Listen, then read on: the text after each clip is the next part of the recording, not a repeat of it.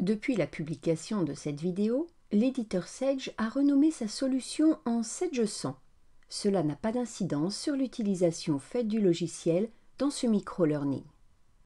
Bonjour, nous allons voir ensemble comment effectuer une clôture intermédiaire sur Sage Cloud Pay RH. La clôture intermédiaire permet d'enregistrer pour un salarié plusieurs bulletins à des dates différentes sur un même mois. Vous devez être seul sur la base de données pour pouvoir exécuter ce traitement. Vous ne devez procéder, si besoin, à la clôture intermédiaire qu'après avoir sauvegardé les fichiers de la période et qu'après avoir édité les bulletins concernés, l'édition pouvant également se faire au format PDF. La clôture intermédiaire a comme effet d'enregistrer les valeurs de la paye en cours. Les bulletins de paye ne peuvent donc plus être modifiés après la clôture intermédiaire. Les cumuls intermédiaires des salariés sont incrémentés des valeurs de la période de paye traitée.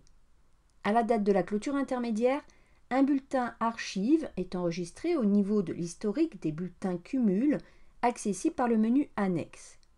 Les fonctions de calcul et d'édition n'agissent plus ensuite sur les bulletins traités par la clôture intermédiaire.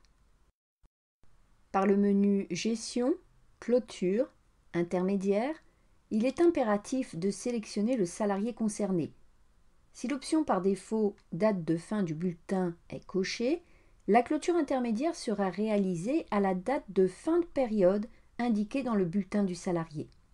Si vous cochez le choix Autre date, la date renseignée ici doit correspondre au dernier jour de la période de paye à clôturer. Attention, car le dernier jour du mois de paye courant est proposé par défaut. Pensez si nécessaire à le modifier. Cette date sera la date de référence pour les historiques et les états de date à date, ainsi que les cumuls de date à date récupérés par les constantes de type cumul. Il est important de vérifier le rapport de clôture qui s'imprime pour contrôler que tout s'est passé correctement. Après la clôture intermédiaire, vous pourrez constater la présence d'un cadenas ouvert sur la liste des salariés dans la colonne État sur le nom du salarié concerné pour les identifier. Prenons l'exemple d'un changement de situation d'un salarié qui passe d'un statut non cadre à un statut cadre le 19 avril 2021. Vous devez tout d'abord saisir son bulletin de paye non cadre pour la période du 1er au 19 avril. À partir du moment où la rubrique d'absence entrée-sortie est paramétrée sur le bulletin modèle, la rubrique figurera automatiquement en retenue pour la période du 20 au 30 avril. Éditer le bulletin. Par le menu Gestion, Clôture, Intermédiaire, procédez à la clôture intermédiaire qui aura comme date de fin de période le 19 avril. Passez ensuite la catégorie du salarié à cadre dans l'onglet Poste de sa fiche. Changez le salaire si besoin et vérifiez aussi les autres zones ainsi que les contrats sociaux s'il faut les lier au contrat cadre. Enregistrez le changement de situation au 20 avril.